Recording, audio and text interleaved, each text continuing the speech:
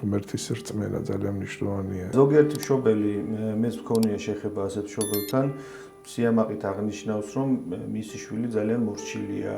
Რამდენი უარყოფითვისება გადმოგვეცა ჩვენ წინაპრების, დუნების, შთამომავლების განსაზღვრაშია ჩვენც მონაწილეობა და ამას უნდა მივაქციოთ ყურადღება. მე თქვათ პირობითად მამა ვარ ან დედა ვარ და რასაც ვიტყვი ესე უნდა იყოს. გამარჯობა, დღეს ჩვენი შეხვედრის თემა არის აღზრდის არსი და მშობლის როლი აღზრდაში. ჩვენი სტუმარია ფსიქოლოგი, დეკანოზი, მამა დავით ციცქიშვილი. მადლობა მამაო რომ მობრძანდით. დღეს ჩვენი საუბარი მინდა რომ წარიმართოს აი ასეთი შუაში მინდა გავიაროთ რაღაცნაირად თუ გამოგვივა რომ თქვენ როგორც ფსიქოლოგმაც ილაპარაკოთ და თან პლუს მაგას როგორც სასულიერო პირმაც ასე ვთქვათ მარილი მოაყაროთ ხოლმე ალაგ-ალაგ იმ თემებს რომელსაც გავშლით.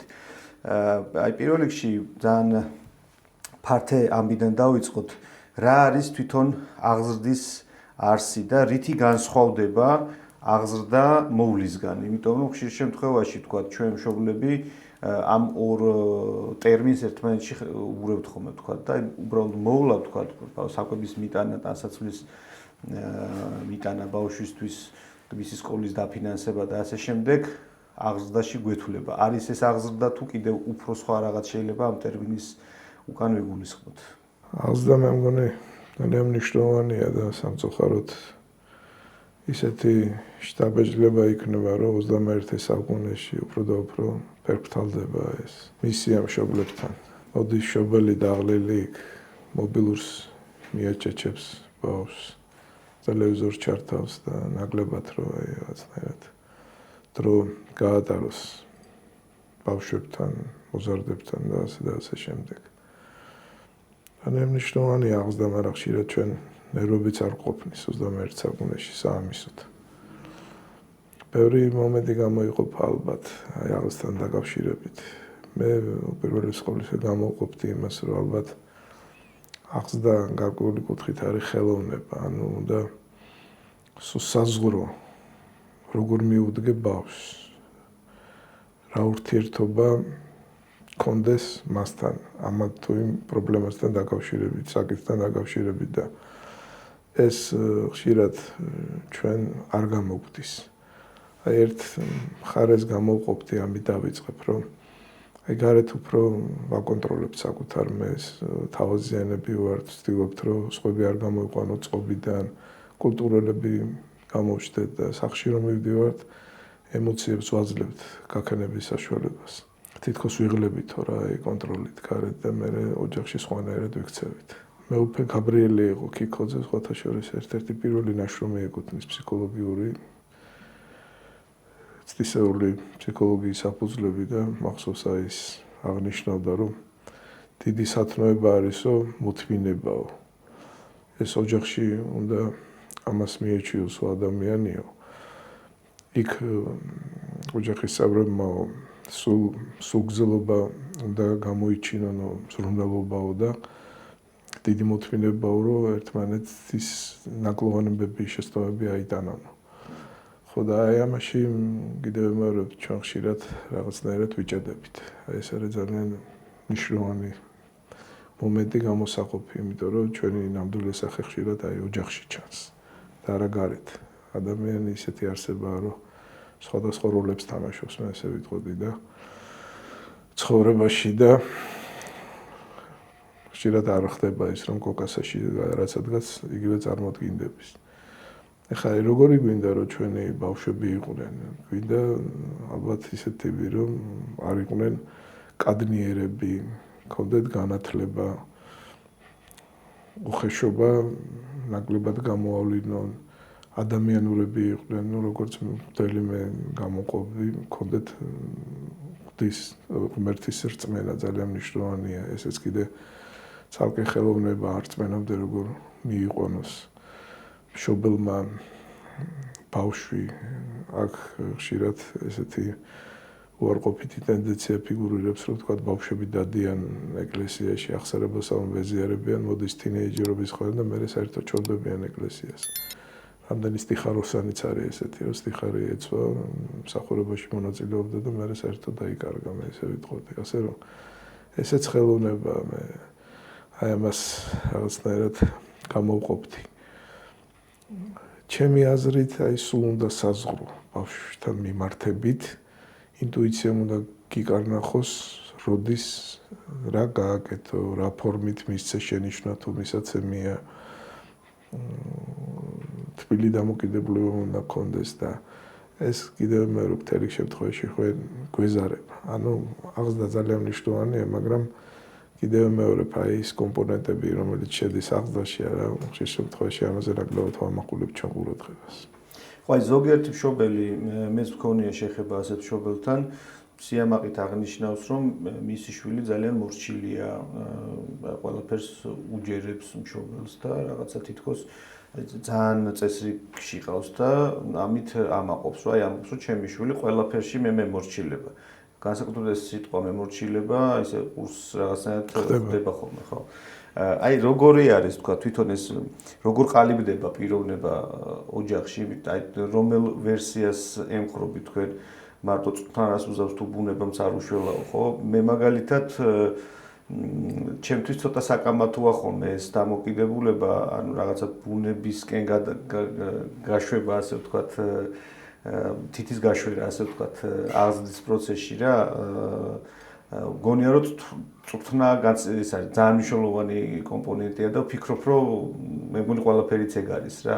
ამ შემთხვევაში აი ზოგიერთი მშობლისთვის წუთნა დადის რაღაცა აი ცხოველის გაწვრთნის დონემდე. აი რა რეკომენდაციას აძლევთ მშობელს აი მორჩილებასთან დაკავშირებით, იმიტომ რომ ბევრისგან გამიგია ეს ამბავი, რომ თუ ბავშვი მორჩილია, კარგი ბავშვია და თუ ურჩი ბავშვია, ცუდი ბავშვია. აი ამაზე რას იტყოდით? რახან მითხარით, რომ სასულიერო პირი ვარ და ხანდახან და ჩავრთო ეს ჩემი, ასე ვთქვათ, მისის გამოვლენა. იმით დავიწყებ, რომ აი რაც აღნიშნეთ, რომ მარტო ცრმა რას უშველის აღზრდა თუ ბუნებამაც არ უშველავ. აი ბუნების განსაზღვრაში რა მონაწილეობს. აი რამდენი უარყოფითვისება გადმოგვეცა ჩვენ წინაპრების, თქვათ, უარყოფის და დადებითის, ხო ამჩნევთ არა მშობლებისგან გადმოგვეცა რა. წარმოიდგინეთ თქვენ, პლუს კიდე გარემო, სადაც ვიზრდებით, ხო, არის ეგეთი საინტერესო განზომიერება, მოძალადე. ძალადობრივ გარემოში ბავშვი აღზრდილი თვითონ ხდება მოძალადე. ანუ გარემოც როგორ განსაზღვრავს.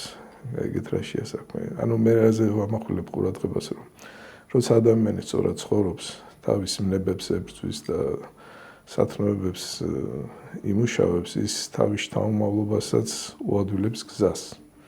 და თუ ეს არ ხდება, რა, ეს გენეტიკურად გადაეცემა ეს მავნეთვისებები უკვე შთამომავლობას. ასე რომ ბუნების განსაზღვრაშიც ადამიანს შთამომავლების ბუნების განსაზღვრაშიც დიდი წილი აქვს. მე ესე ვიტყოდი და ამას უნდა მიაქციოს ყურადღება. როდესაც შენ არასწორად ცხოვრობ, კიდევ მეორებ შენ შთამომავლობასაც ურთულებს საქმეს. ბაბუის ნაჭამმა ტყვებანმა შვილიშვილს მოჭრა კბილიო, ასე რომ ამაზეც არის ყურადღება გასამახვილებელი, მე ესე ვიტყოდი.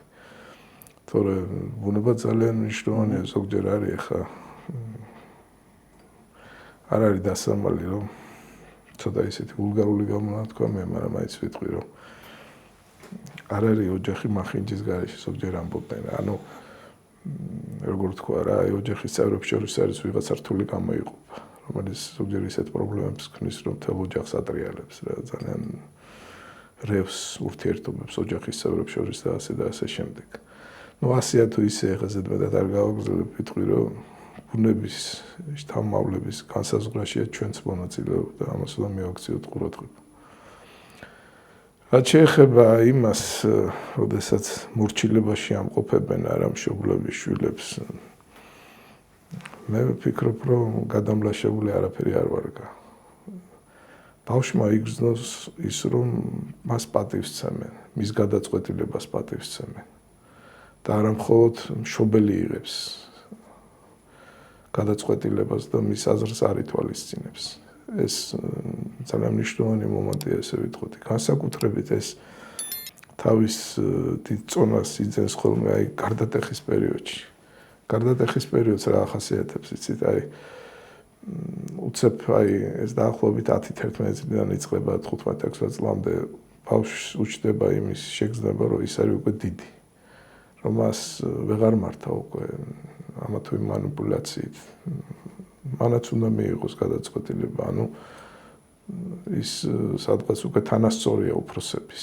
ერთ-ერთი ეს ახასიათებს, მე რა მინდა ვთქვა, რომ და სხვათა შორის მშობლებთან მიმართებითაც, რაღაც მომენტში აღმოაჩე, რომ შენ ისე ეპყრობი ბავშვს, როგორც ადრე ეპყრობოდი და ის უკვე აპროტესტებს და შენ თავს იჭერ ამ შეცდომაში, მე ესე ვიტყოდი. ასე რომ ფსიქოლოგიური რეკომენდაცია ალბათ ესეა, რომ რა თქმა უნდა წამყვანი მშობელია, მაგრამ არჩევნის უფლება უნდა დაუტოვოს ბავშვსაც, მე ესე ვიტყოდი. და თუ ესე არ მოხდა, მე იცით რა არის სამყაროში მე მგონი ისეთი კანონზომიერება თუ გადამლაშება მოხდა რაღაც მიმართულებით არა, მე უკვე შედეგია, ვთქვათ, რელიგიურ წიაღში თუ ზედმეტი ილოცა ადამიანმა, მე შეიძლება ლოცვა აღარ მოუნდეს, თუ ზედმეტი იმარხულა, მე შეიძლება აღარ მარხულობს, როცა გადაძაბვის მომენტია რა მთელი შემთხვევაში არა საწინააღმდეგო მიდის მიმართულებით ადამიანის ბუნება.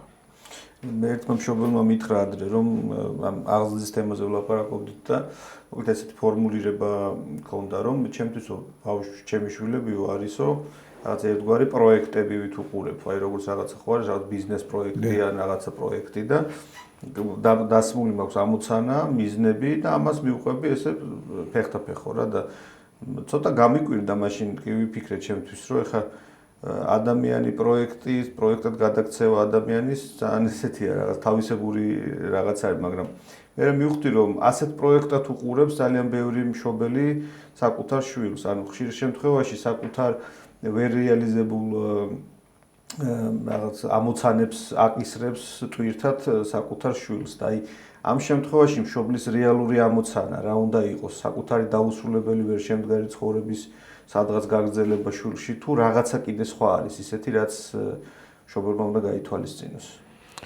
იცით რა არის ამ შემთხვევაში მე ესე ვიტყოდი რომ ხშირად ზედმეტი მისია შეიძლება აიღო საკუთარ თავზე აქ ისევ რელიგიურ მომენტს ჩავრთავ. და მინახავს თქვათ ფსიქოლოგებიც და ცნობილი ფსიქოლოგებიც, რომლებიც მუშაობდნენ, რომ მათი შვილები შემდგარიყვნენ, მაგრამ დიდი არაფერი არ გამოვიდეთ, მართალი გითხრათ, იმიტომ რომ როგორი მომენტია იცი, როცა ადამიანი ზედმეტ სინდრომებს, არა იქ თითქოს უფალი ანდაბლებსო და მიზნის შესრულების საშუალებას არ აძლევს, არ გამოდის. ქრისტიანულ ცხოვრებაში ძალიან მნიშვნელოვანია უფალს მიენდო და გარდა იმისა, რომ შენ თვითონ მოინდომო ბავშვის აღზრდასო მიმართულებით არა, ღმერთსაც შეევედრო. არის ესეთი ოპტელი ბერების ლოცვა, რომელშიაც ხვდებით სიტყვებს, რომ უფალო მასწავლე გონიერი და სწორი ურთიერთობა ჩემი ოჯახის წევრებთან, რომ არ დავაბრკოლო, რომ არ შევაშფოთო. ქრისტიანი ადამიანები ევედრებიან ღმერთს, ევედრებიან მათ შორის შვილებთან მიმართებითაც.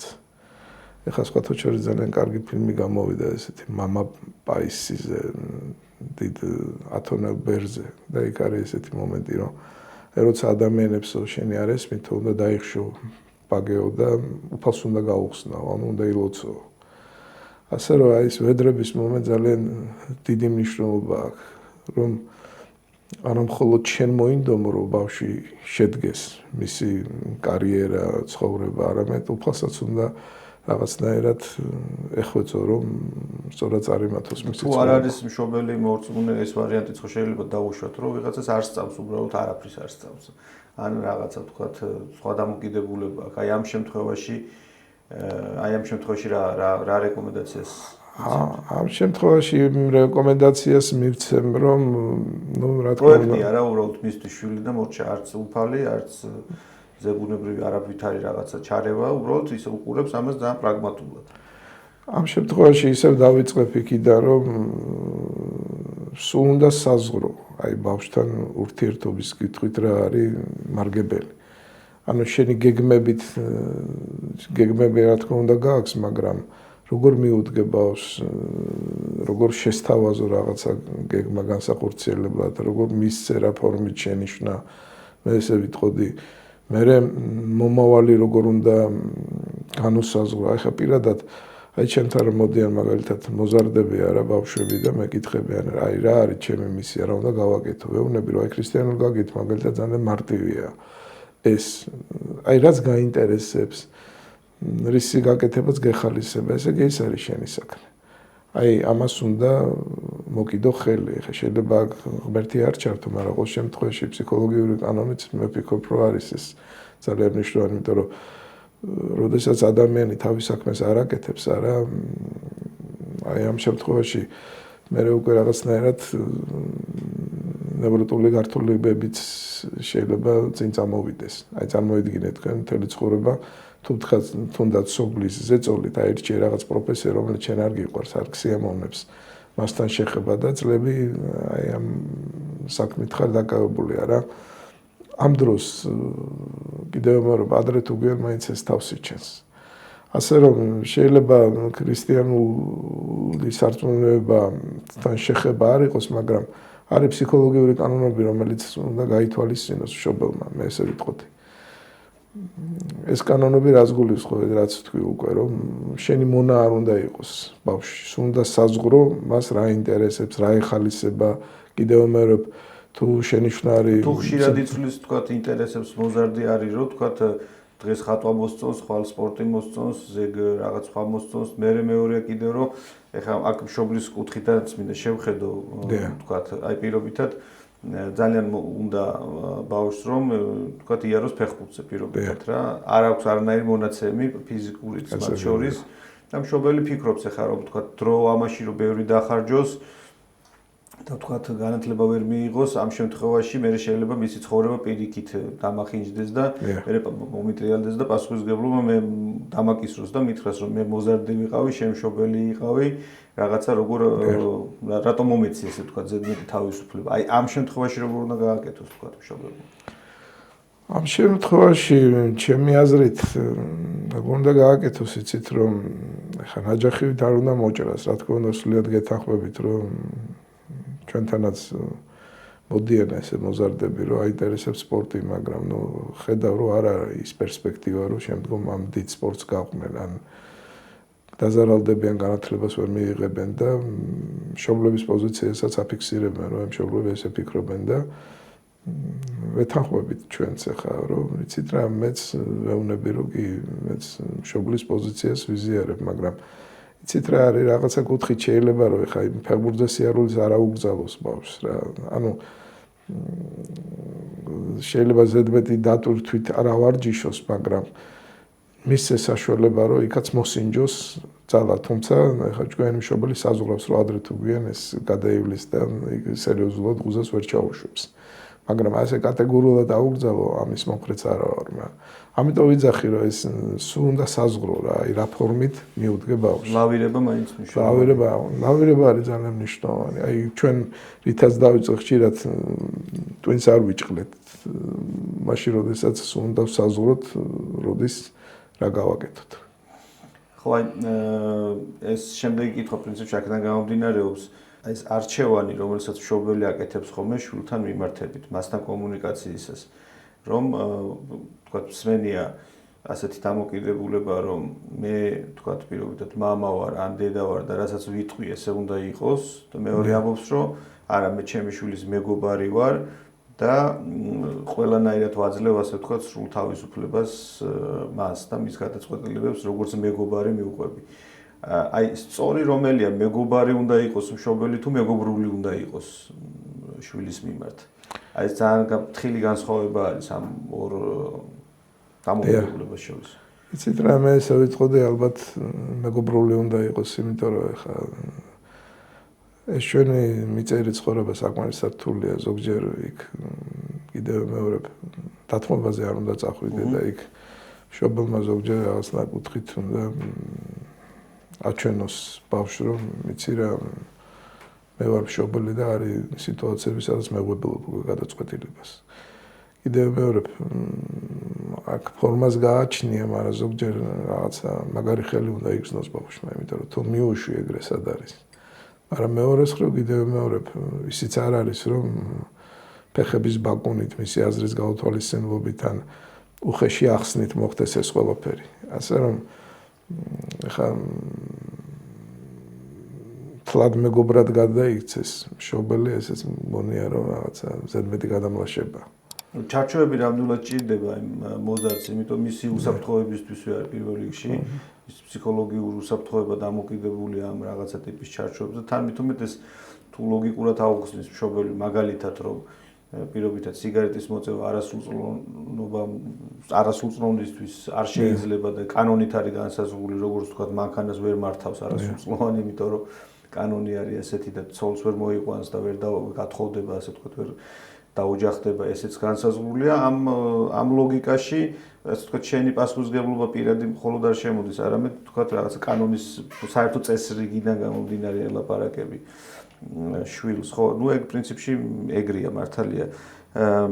იცით რა მაინტერესებს, აი რა უნდა გააკეთოს, თქვათ, მშობელმა იმ დროს, როცა შვილი არ ემორჩილება, აი თქვათ,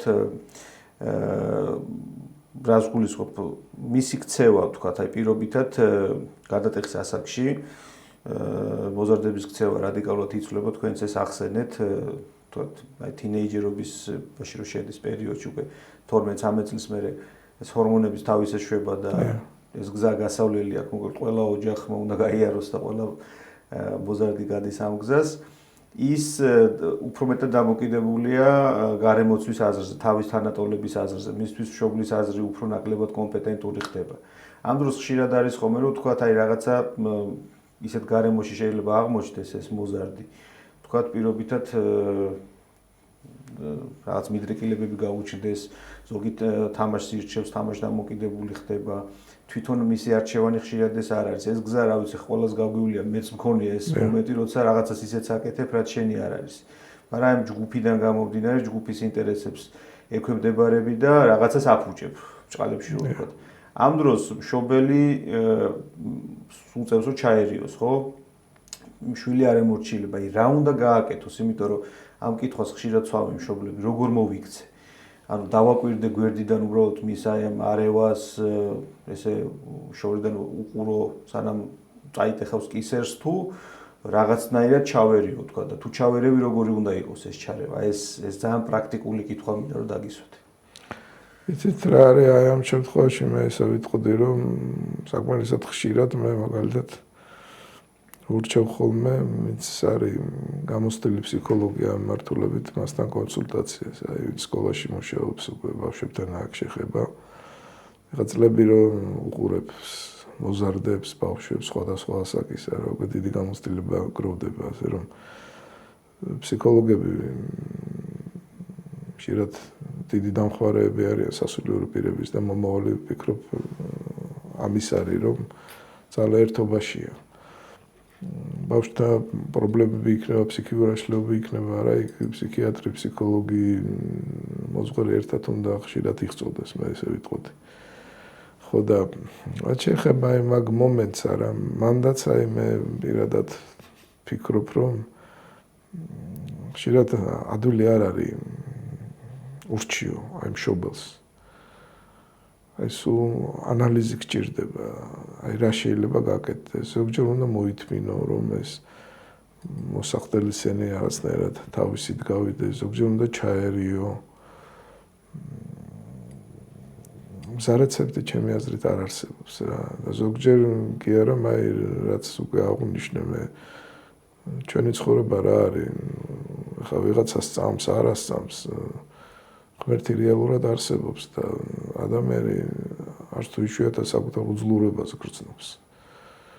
და ამ შემთხვევაში კიდევ გავამეორებ ისე იმ სიტყვებს, რაც ვთქვი, რომ როცა შენი არ ესმით, არა, უნდა დაიხშო ბადე და ღმერთს უნდა გაუხსნა, უნდა ლოცვა დაიწყო, რომ უფალი შეგეშვებოს. ნუ ეხლა ეს მისი პრობლემაა, ვისაც არ წამს, მაგრამ ეს არის ძალიან მნიშვნელოვანი მომენტი, მე ესე ვიტყოდი. მაგრამ ალბათ კიდევ ვამეორებ სულ ანალიზია საჭირო რა. როდის რა გააკეთო, ზოგჯერ თქმა ჯობს, არა თქმასაც, ზოგჯერ თქმიცაც დაშავდების. ზოგჯერ კიდევ ამერაფერ ჩვენთანაც ყოფილა სანამ შეცდომას არ დაუშვებს, სანამ არ გაივლის ეს პერიოდი, არაფერი არ გშველის. თქვენ საინტერესო რაღაც თქვით, ესე იგი ეკლესიის და ფსიქოლოგების, ფსიქიატრების თანამშრომლობაზე. ეს პრინციპში მე ვფიქრობ, რომ სწორი მიგნება იმ თვალსაზრისით, რომ როცა შვილი თქვა, პირო სიცხეს რო აძლევს, ან ყელს ტკივდება, ან რაღაცა ფეხს იტკენს, ექიმთან ხომ მიდის ადამიანი. ეს კულტურა ჯერ თითქოს რაღაცნაირად არ ყალიბდება, გონია რომ ფსიქოლოგთან ან ფსიქიატრთან შვილის მიყვანა რაღაცა ცუდთან არის ასოცირებული. თუმცა ამ შემთხვევაში მესამე პირის ჩარევა შეიძლება სწორედ კარგი შედეგის მომცემი აღმოჩნდეს, იმიტომ რომ ბავშვი მშობელს ეწინააღმდეგება და სხვისი აზრი უფრო შეიძლება მისაღები აღმოჩნდეს და ეს სწორი გამოსავალი შეიძლება აღმოჩნდეს ეს ამ ნაწილში.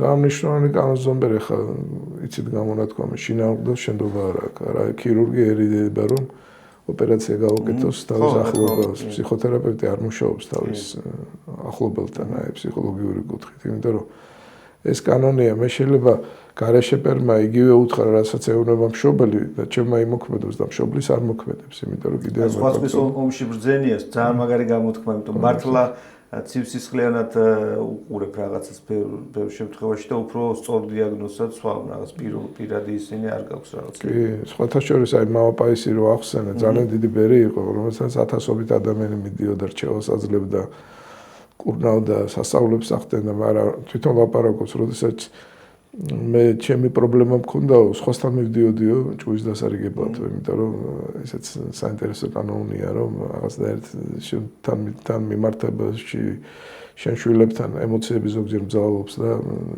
ისე აღარ გიჭირს შეკვა როგორც საჭირო. კი ბატონო, აი თქვენ როგორც მოძღვარი, როგორც ფსიქოლოგი რა კანონზომიერებებს ამჩნევთ? აი ყველაზე ხშირად რა შეცდომას უშვებს მშობელი შვილთან კომუნიკაციის ეს? აი ყველაზე უფრო ისეთ გავრცელებული რა არის, რასაც ჩვენ მშობლები ხანდახან ვერ აკონტროლებთ და გაგვირბის, ასე ვთქვათ. აი რა არის ეს თავარი? ყველაზე მთავარი მაინც აი რითაც დავიწყე ის არის, რომ ჩვენ არ საზღვრავთ. აი როდის რა უთხრათ, რა ფორმით უთხრათ, როგორ მიუდგეთ ბავშვებს. ანუ არ ვინდობებთ რა, როგორ ვთქვა, თითქოს რაღაც დაღლილი ამ ცხოვრებიდან დამჯდარი აკუმულატორობით ვართ, რომ მოვდივართ და თავი აღარ აგვაქვთ, რომ აი ბავშვებთან რაღაცნაირად ვიურთიერთობოთ. მე ვფიქრობ, აი ეს დიდი შეცდომა, ანუ ენერგია არ ყოფნის, დროს ნაკლებად უთმობთ, რომ ვთქვა, წიგნის კითხვა შევაჩვიოთ, იქ დაველაპარაკოთ, რაც პრობლემატურია მათთვის. მე ამ დალაპარაკების დროს თუ პრობლემებია, ემოციები წინ არ წამოვიდეს და თუ თქვათ უხეშად მიმართეთ, რაღაცა ზედმეტი ჭკუის დარიგება დავიწყეთ, ბავშვი მე აღარ გაიხსნება ჩვენთან. იმიტომ რომ შეეშინდება, სხვათა შორის მოძღვართანაც ეგრეა, თუ მოძღვარმა ზედმეტად თვალები აბრიალა, მე უკვე უჭირთ ხოლმე იმასთან მისვლა. ასე რომ მე მაინც ამას გამოვყოფდი რა, 21 საუკუნის ადამიანის სიზარმაცეს თუ ენერგიობას რომ სულ საზღვროს ბავშვს რა სჭირდება, როგორ მიუდგეს და ასე შემდეგ. და აქ კიდე ერთ მომენტს გამოვყოფ, ახსოვს ადრე მითხრა ერთად ჩემმა მეგობარმა, რომ ერთ რამეს მივხვდიო, აი ბავშვთან მიმართებითო შვილებთანო, როდესაც გრძნობდიო, რომ რაღაც პრობლემა იყო მასთანა და აი ვატარებდიო, არა, სულ წინ ხდებოდაო ეს ყველაფერი. ესეც საინტერესო დეტალია. კი, მეც მქონია გამომიცდია როგორც მშობელს და სუფთხილობ ხოლმე, რომ რაღაც აი არ აღმოჩნდეს ისეთი მომენტი, რომ მე არ მცალია ჩემი შვილისთვის და მე ამან რაღაც ცუდი შედეგი შეიძლება მოიტანოს. მე ესეთი დამოკიდებულება აი რომ მიფიქრია, ვთქვათ, როგორ უნდა გაზარდოს შვილი, ხო? რაღაც ფორმულასავით ესეთი შევქმენი ჩემთვის რა, რომ შვილს ალბათ უნდა შეხედო როგორც აი მეფისგან მობარებულ უფლისწულს, რომელიც შენ აღზრდელს ყავს მობარებული და ესეთი ის არის, ის უფლისწულია, შენ აღზრდელი ხარ, მაგრამ შენ პასუხისმგებელი ხარ, რომ ის გაზარდოს სწორად. მაგრამ გაითვალისწინო, რომ თან ის მეფის, ვთქვათ, ასული ან მეფის ძე არის და ზედ ხელით ვერ შეეხები ზედმეტად ვერ ან მოწიწებით უნდა დაელაპარაკო, ღირსეულად უნდა ეკონტაქტო, მაგრამ თან პასუხისმგებლობა უნდა გახსოვდეს, რომ მით მე მოგიბრუნდება პირობითად მეფე და ერთხელაც გეტყვის, რომ მე ჩემი შვილი მოგაბარე შენ რატო გაზარდე ისეთი როგორიც გაიზარდა. აი ამ ვიწრო ბილიგზე სიარული უფრო მეხმარება ხოლმე რომ უყურებ, რომ აი მე არ ვიცი მისი მომავალი როგორი იქნება, ეხა ის ჩემი შვილია თუ სხვისი შვილია, შეიძლება მომავალი აინშტაინი ან რა ვიცი ილია ჭავჭავაძე ან ვიღაცაა თქვა, ხო? შენ აქედან ამ მოცემულობიდან მას რო ჩაახშობ, შეიძლება ადამიანს კლავ, ასე ვთქვათ, პიროვნებას ანადგურებ და ეს ყველაზე დიდი პასუხისმგებლობა ალბათ მშობლისთვის და მასწავლებლისთვის ეს არის, რომ ჩვენ არ გადავსრისოთ და არ გავაფუჭოთ, ასე ვთქვათ, ის ტალანტი, რომელიც არის ჩადებული ამა თუ იმ ადამიანში. აი რა არის რამე სამი მთავარი ესე ვთქვათ უნარი თქვენი აზრით, რაც მშობელმა უნდა ასწავლოს შვილს. იმიტომ რომ აი სულ ფიქრობ ხოლმე, მაგალითად მე ჩემთან მე მაქვს ეს წერის კითხვას ვაყარებ ბავშვებს ესეთი კურსი მაქვს და ადრე მითხრა ერთმა ადამიანმა, რომ აი მე ვერ ხვდებიო რაში ჭირდება, ვთქვათ, ჩემ შვილს წიგნიერება.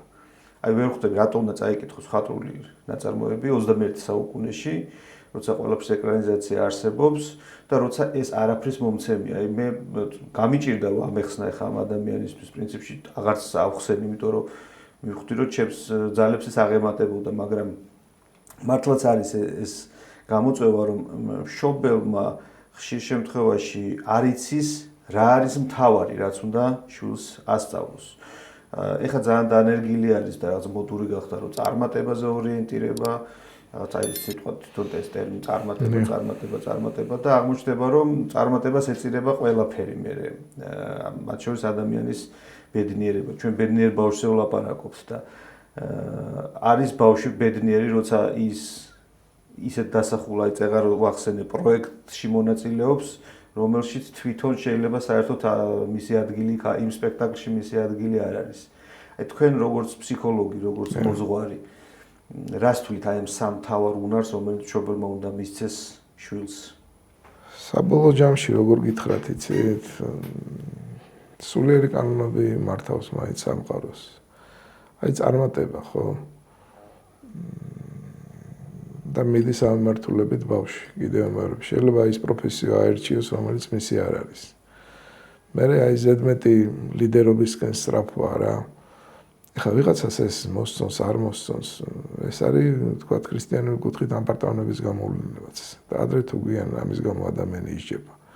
აი ყველა ვნების გახელება შესაბამისი საჯელი მოყვება, მე ესე ვიტყოდი. ფსიქოლოგიური კუთხითაც რა ვთქვით, როდესაც შენ პროფესიას ირჩევ იმის გამო, რომ ფული გააკეთო, კარიერი გააკეთე და არ გაინტერესებს, არა, მე უკვე ეს ამა თუ იმ ნერვულ აშლილობას იწვევს. ასე რომ ისჯება ადამიანი, კიდევ ამბობს, თითქოს გამართულად მიდის ცხოვრებისეული კუთხით, ფსიქოლოგიური კანონების გათვალისწინებით, მაგრამ ადრე თუ გვიან შენი ადგილი უნდა ვიპოვრო ამ სამყაროში და ამ ადგილს უზენაესი გისაზღვრავს და ჩვენი მშობელი ამას რაღაცნაირად გებულობს. მე ესე ვიტყოდი. ძალიან მნიშვნელოვანია რომ ბავშვი იყოს ადამიანური. ახლა ჩვენ ადამიანი ქვია და ძალიან მნიშვნელოვანი თვისება არის ადამიანურობა. აი ერთ-ერთი პრობლემა რა არის ბულინგის, თქვა სკოლაში არა. როდესაც ფიქრობ ხოლმე ამ პრობლემაზე არა, ჩემთან მოსულ მოზარდებს ვეუბნები, რომ არ გააუკეთო სხვას ის, რაც შენ არ გინდა რომ გაგიკეთო. შენ ხო არ გესიამონება, რომ თქვათ ფიზიკურად შეგეხმონ, დაგჭაგრონ, გაგლამწყვონ სხვის თვალში და ასე შემდეგ არა. ასე რომ ეს ძალიან მნიშვნელოვანი თვისებაა, რომ იყოს თბილი ადამიანური. და საკუთარი ბედნიერება არ უნდა ააგოს სხვისი უბედურების ხარჯზე, მე ესე ვიტყოდი. ძალიან მნიშვნელოვანია ის, რომ აი რაც ითქვა, რომ წიგნის კითხვას შევაჩვიოთ. აი წიგნი მაინც სხვა მადლის მატარებელია. თუნდაც ხატრული ლიტერატურა რა. ეხლა ჩვენ ეს სატელევიზიო გადაცემა, მაგრამ ვთვლი, რომ გარკვეულ კუთხით ტელევიზორმა უარყოფითი როლი ითამაშა კაცობრიობის ისტორიაში, რატო? იმიტომ რომ როცა ეკრანს უყურებს, თავი იმდენად კარგად არ მუშაობს. აი მახსოვს 90-იანი წლები ხშირად ირთვებოდა ხუმე შუქი და ერთი დაგროება ვაწარმოე, რომ როდესაც შუქი ჩაქრებოდა, თქვა ტელევიზორს მოაცილებდი მზერას, თავში გაცილებით მეტი ფიქრი შემოდიოდა. წიგს რო გითხულობ, არა, იქ აზროვნება სხვანაირად ძლიერდება, მე ესე ვიტყოდი. ეხლა შეიძლება სკოლაში რო ვსწავლობდით ალგებრიდან, გეომეტრიიდან, კიდე სხვა საგნიდან დიდი არაფერი არ გვახსოვს, მაგრამ სამაგიეროდ აზროვნება გავგვინვითარო ამ ყველაფერმა. ასე რომ მარტო ეკრანს ყურება ეს აზროვნებას არ ტვირთავს, მე ესე ვიტყოდი. მხატვრული ლიტერატურა იქნება, მეცნიერული იქნება თუ ასე და ასე შემდეგ, არა სხვანაირად გინვითარებს აი ამ ფსიქიკურ ასე ვთქვათ უნარს. ასე რომ ნიშნავენია ესეც. მე ვფიქრობ კიდე ის რომ ბავშვს უნდა ასწავლო რომ ლიდერი კი არ უნდა იყოს.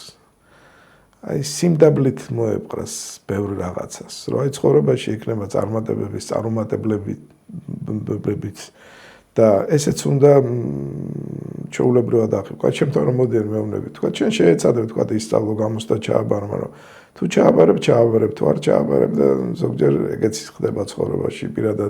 პირადი მაგალითით მომყავს, რომ ხანდახან გამოსდაზე გავსულვარ და ის ნიშანი არ მიიღებია, რომელიც ჩემთვის სასურველი იყო, მაგრამ ამასაც უნდა შეეჩიო, ესეც იქნება ცხოვრებაში, ანუ წარუმატებლობები და ეს ზედმეტად არ უნდა განიცადო. მარტს ბევრი მშობელი არ აგუებს შვილს და პირიქით მოჭიმული ყავს, ეუბნება რომ შენ თუ დამარცხდი, ცუდი ხარ, სუსტი ხარ. მე ბავშვი ფიქრობს რომ მე შეიძლება აღარ უყვარდე მშობელს ამის გამო და ეს შერჩევითი სიყვარული ძალიან დიდი პრობლემაა საბოლოო ჯამში. აი თქვენი ადამიანი ხო შეცდომებისგან სწავლობს, წარმატებლებისგან სწავლობს, არა განსასწრებისგან სწავლობს, შეიძლება სვერ დონეზე იყო. აი ამიტომაც არის რომ შესაძაც ეგ ქრისტიანული კუთხით აფასებ, არა ბევრ რაღაცას უკვე სხვანაირად გაიაზრებ ხოლმე და ეწინააღმდეგები ცხოვრებისეულ მიდგომებს კიდევ მეორე. ხშირად ეწინააღმდეგება აი ფსიქოლოგიური მიდგომა და რელიგიური მიდგომა ერთმანეთს. იქ როდესაც კიდევ მეორე ფსიქოლოგიური კუთხით შეიძლება ლიდერობისკენ უბიძგო ადამიანს, არა ქრისტიანობა პირიქით გეუბნება რომ დამდაბლდი. ამაზე არა ლაპარაკი რომ თქვა შენი საქმე არ აკეთო, არ მოინდომა უბრალოდ ზედმეტად განიცდი რა წარმატებულობასაც რა. არა, პრინციპში ფსიქოლოგიის მიმართულებაც სწორედ მაგას ამბობს, რომ მარცხთან შეგუება ეს ერთ-ერთი მთავარი ესეთი უნარი არის, ასე ვთქვათ, ეს ემოციური ინტელექტის დამუშავებაც მაგ კუთხით ხდება, რომ სულ მოჭიმული ხისტად არ უნდა იყოს ადამიანი. ხეები ტყდება ქარში და ლერწამი ფუადულად უძლებს. აი, როგორ უნდა მიხვდეს მშობელი, რომ კარგ შვილს ზრდის? რატო გეკითხებით ამას, რომ ბევრ მშობელს შემიმჩნევია, რომ ძალიან დაძაბული არის შვილთან მიმართებით და ზოგადად დაძაბულია რამდენად კარგი მშობელი ვარ, ეს ეჭვი მუდმივად აწუხებს და აი თქვენ რაღაცნაირად შეიძლება ეს დამამშვიდებელიც იყოს და რჩევა მისცეთ მშობელს, როგორ რა გაითვალისწინოს, როგორ მიხვდეს, რომ სწორ გზას ადგას თუ არ ადგას, აი რამე კრიტერიუმი არის ისეთი, რომ მიხვდეს, რომ კარგ შვილს ვზრდი. კრიტერიუმი ალბათ შენ თვითონაც ახლა უნდა განსაჯო. ალბათ სხვისი შეფასებებიც, როდესაც ბავშვს აქებენ, როდესაც ხედავ, რომ სტილობიანია, როდესაც ხედავ, რომ სწავლობს მაგალითად, როდესაც ხედავ, რომ კადნიერად არ საუბრობს ზედმეტად შენთან, თბილია იქ ხანდახან მოწყლებას გაიღებს, სხვას დაეხმარება, არა რაღაცნაირად გიჩვენებს ცხოვრება, რომ შენი ბავშვი შედგა, მე ესე ვიტყოდი. ასე რომ ზოგჯერ ზედმეტი ტვინის წყილეთაც არ არის საჭირო, თვითონ ცხოვრება გიჩვენებს აი ამ ყველაფერს, თუ მარტივად გაიაზრებს ამ ყველაფერს. კარგი და ბოლოს შეკითხვას დავსვამ, ჩვენი პოდკასტი ასეთ სათაურის არის ბედნიერი ბავშვი. როგორია ბედნიერი ბავშვი და ვინ არის ბედნიერი ბავშვი? ბედნიერი ბავშვი ალბათ არის ის, რომელიც იზრდება კარგ გარემოში, სადაც მშობლები ნაკლებად ჩხუბობენ, უპირისპირდებიან ერთმანეთს, სადაც სითბოა, ყურადღება, ამზრუნველობა, სადაც მის გადაწყვეტილებას, არჩევანს პატივს სცემენ, ესე ვიტყოდი. ბედნიერი ბავშვი არის, ვისაც ეძლევა იმის საშუალება, რომ რაც აინტერესოს, ის აკეთოს, მაგალითად. ადრე ხა კომუნისტური პერიოდი იყო და ბევრი მანკიერება იყო იმ დროს, მაგრამ სხვადასხვა წრეები იყო იქ, სპორტული იქნებოდა იქ, სამეცნიერო იქ, მხატვრული კითხვის თუ ასე და ასე შემდეგ. ადვილი იყო აი ამ წრეებზე ბავშვი გეტარებინა. ალბათ, როდესაც ბავშვი საქმეს ეწევა, რაც აინტერესებს, ესეც ბედნიერების ერთ-ერთი განმაპირობებელია, მე ესე ვიტყოდი. ძალიან მნიშვნელოვანია, რომ ადამიანს ჰქონდეს ბავშვს მოზარდ რეალიზების საშუალება.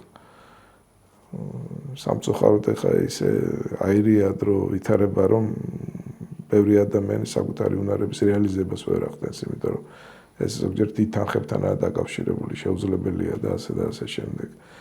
ბედნიერება ამასაც გულისხმობს. ბედნიერება, როდესაც ბავშვი გრძნობს, ხვდება, ოღონდ არა თავს მოხვეულად, არამედ ის, რომ უზენაესმა შექმნა ეს სამყარო, მისი არის იგი არის მისი დიდი დამხმარე, გაჭირვების ჟამს, ესე ვიტყოდი ბედნიერება, როდესაც ისეთ მასწავლებლებთან უწევს ურთიერთობა, რომელიც მართლა მასწავლებლები არიან და სიამოვნებას განიჭებს მათთან კონტაქტი. ბედნიერება, როდესაც შეგიძლია სადღაც წახვიდე, დაისვენო, იქნება, ბარი იქნება, საზღვარგარეთ იქნება, ნახო სხვა ქვეყნების სამყაროები და ასე შემდეგ. როცა შენი ჯანმრთელობა დაცულია, ბევრ ასპექტს მოიცავს, ალბათ ბევრი რამე დავაკელი ჩემ პასუხს, მაგრამ რაღაცები მაინც თქვი. დიდი მადლობა. ჩვენი სტუმარი იყო ფსიქოლოგი, დეკანოზი, მამა დავით ციცქიშვილი. თუ მოგწონთ ის კონტენტი, რასაც ჩვენ ვაკეთებთ, ბედნიერ ბავშვს თუ უყურებთ, გთხოვთ რომ კომენტარებში დაწეროთ რა თემები გინდათ რომ გავშალოთ შემდეგ შეხვედრაზე და ჩვენ ვეცდებით რომ სწორი შესაბამისი სტუმარი მოვიწვიოთ. დიდი მადლობა და მომავალ შეხვედრაზე.